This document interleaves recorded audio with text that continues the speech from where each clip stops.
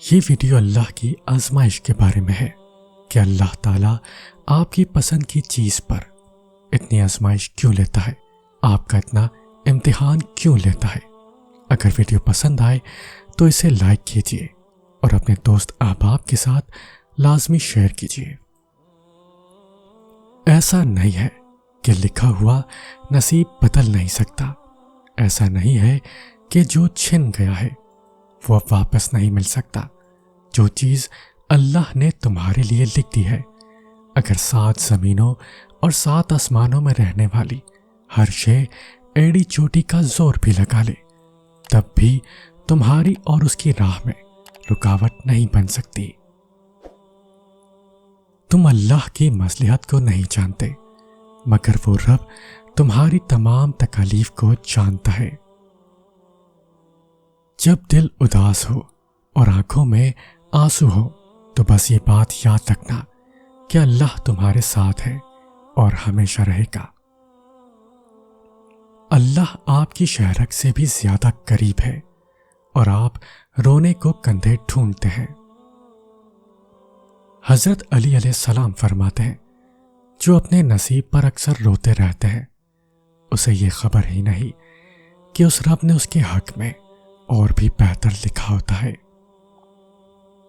جب دل تھک جائے تو جان لو کہ آسمان سے تمہاری مدد کے لیے قبولیت کا اب کوئی نہ کوئی دروازہ کھلنے لگا ہے۔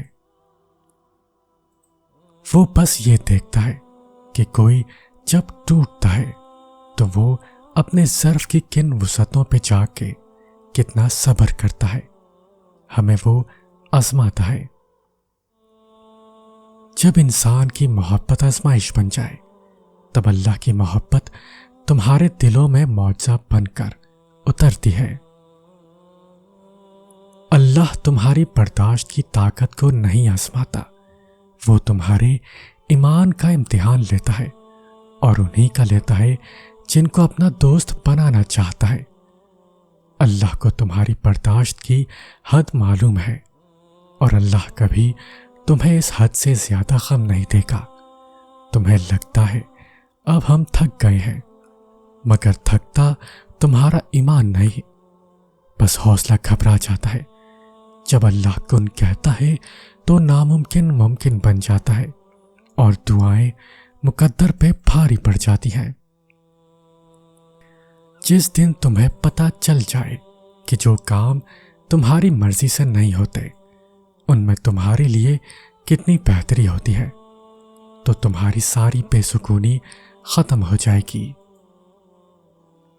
رکاوٹوں اور مشکلات کے لیے پریشان مت ہو، ان کے پیچھے بہت حکمتیں ہیں۔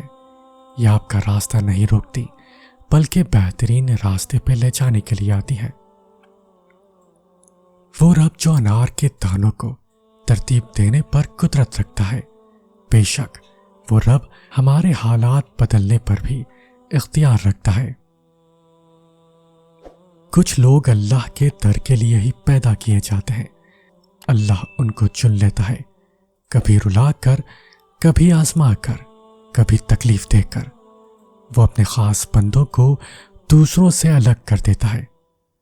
کچھ اس مقام تک چل کر خود آتے ہیں، کچھ کو کھینچ کر لایا جاتا ہے۔ بندے کی کیا مجال کہ اللہ کے حکم سے سرتابی کرے، اسے دکھ کی بھٹی سے گزار کر کندن بنا کر اللہ اس کے دل کا مکین بن جاتا ہے، اور جس کو رب مل جائے اس کو پھر سب مل جاتا ہے۔ بے شک اللہ کی محبت ہی اصل محبت ہے۔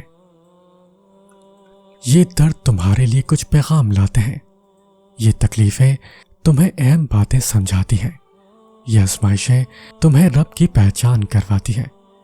پھر تمہارے درد کی دوا اللہ بن جاتا ہے، پھر تمہارے تڑپتے دل کی شفا اللہ بن جاتا ہے۔ زندگی میں بعض چیزیں ایسی ہوتی ہیں جو ہمیں اللہ سے جوڑے رکھتی ہیں، کبھی خواہشات کی صورت میں، کچھ آزمائشیں، غم یا پھر یادیں۔ جتنا درد ہوتا ہے اتنا ہمیں اللہ یاد آتا ہے، جتنی دل میں تڑپ پڑتی ہے اتنی جلدی ہم اللہ سے رجوع کرتے ہیں، اس کے سامنے جھکتے ہیں، اگر دعا مانگتے ہی ہر خواہش پوری ہو جائے تو اللہ کو کون کیسے یاد رکھے گا؟ یہ صبر اور یقین ہی ہے جو ہمیں اللہ کے قریب کرتا ہے۔ اللہ کے قریب رہیں، سب خواہشیں پوری ہو جائیں گی، کوئی کہانی ادھوری نہیں رہے گی۔ تم ابھی جس مقام پر ہو وہ اللہ کے منصوبے کا ایک حصہ ہے، اور اس سے گزر کر تمہارے لیے وہ سب ہے جو تم مانگتے ہو۔ یہ اندھا یقین جو کرتے ہو لوگوں پر، ایک بار تو کر کے دیکھو اپنے رب پر۔ یہ جو غم کے بادل ہیں سب چھٹ جائیں گے، پھر دیکھنا کتنے معجزے ہو جائیں گے۔ آپ کا درد ختم نہیں ہو رہا، اللہ جانتا ہے۔ اللہ یہ بھی جانتا ہے کہ ایک ہی چیز کی طلب مسلسل آپ کو گھائل کر رہی ہے، آپ کی خاموشی کے پیچھے کا صبر۔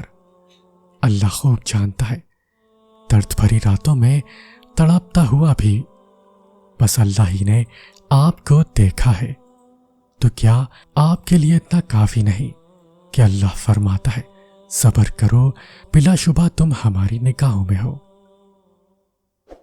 اللہ تمہیں تمہاری دعاؤں سے آزماتا ہے، وہ تمہیں ہر اس چیز سے آزماتا ہے جو تمہاری دعاؤں کا حصہ ہوتی ہے، کیونکہ دعاؤں میں وہ ہی رہتے ہیں جن سے تمہیں بے پناہ محبت ہوتی ہے۔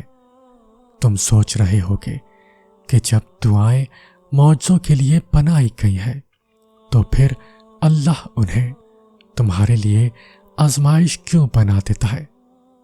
وہ ایسا اس لیے کرتا ہے کیونکہ دعائیں توکل کی دلیل ہوتی ہیں، اور اللہ کہتا ہے کہ تمہیں کیا لگتا ہے کہ تم کہو گے کہ میں ایمان لایا اور تمہیں آزمایا نہ جائے گا؟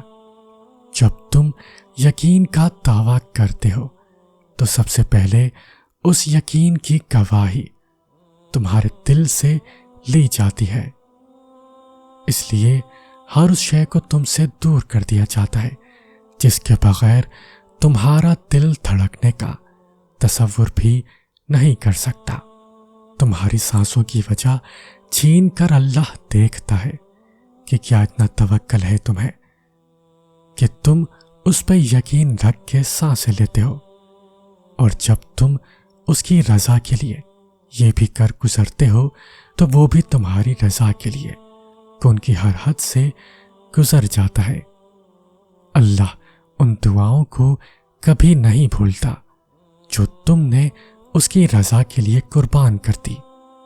اللہ کے لیے جو کھو دیا جائے وہ کبھی بھی کم نہیں ہوتا، وہ پلٹ کر واپس ضرور آتا ہے تمہاری ادھوری دعاؤں کی قبولیت بن کر، تمہارے درد کا اجر بن کر، اللہ سے کی گئی تمہاری وفاؤں کا صلہ بن کر۔ اللہ تو بادشاہوں کا بادشاہ ہے، بھلا کیسے ہوگی اس کے خزانوں میں کوئی کمی؟ آرزویں تو بہت چھوٹی ہیں سبھی تمہاری، نہ ہو سکے گی وہ کبھی رب کی حکمت سے بڑی۔ اور کیا پتا تمہیں آخر میں وہی سب کچھ مل جائے جو تم چاہتے تھے، صرف اسی وجہ سے کہ تم نے صبر کیا اور مانگنا نہیں چھوڑا۔ تم شکوہ کرتے ہو کہ تمہیں تمہاری چاہت نہیں دی گئی، وہ تو 70 ماؤں سے بھی زیادہ پیار کرتا ہے، تو وہ کیسے تمہیں غلط دے؟ اس کی چاہت ہے کہ تم اس کی چاہت پر راضی ہو جاؤ تاکہ وہ تمہیں پھر تمہاری اس چاہت سے بھی زیادہ نوازے۔ تمہیں بس یقین رکھنا ہے کہ جو تمہارا ہے اس تک تمہیں پہنچنا نہیں پڑے گا، بلکہ وہ خود راستہ ڈھونڈ کر تم تک پہنچا دیا جائے گا۔ یہ دکھ تو بس تمہیں اللہ سے آشنا کرانے کے لیے آتے ہیں، اور اداسی تمہارا امتحان ہوتی ہے کہ کب تک انتظار کرتے ہو، پھر تمہیں وہ سب واپس دے دیا جاتا ہے جس کے بارے میں تم اللہ سے بات کیا کرتے تھے، جس کے لیے تم راتوں کو اٹھ کر التجا کیا کرتے تھے۔ پھر پھر جب تم اس کو دن کے اجالوں میں ڈھونڈ نہیں پاتے ہو تو وہ تمہیں اندھیروں سے نوازتا ہے کہ چلے آؤ میری جانب، میں منتظر ہوں تمہاری واپسی کا، تمہاری آواز کا، تمہاری دعا کا، تمہاری غرض کا۔ اللہ تمہارے راستوں کو موڑتا ہے، تمہاری دعاؤں کو نہیں۔ وہ تمہیں اپنے طریقے سے تمہاری من پسند منزل تک لاتا ہے۔ حضرت علی علیہ السلام فرماتے ہیں، جب رسی سخت ہو جائے تو سمجھ جائے کہ ٹوٹنے والی ہے، اسی طرح جب حالات سخت ہو جائیں تو جان لیجئے کہ آسانی آنے والی ہے۔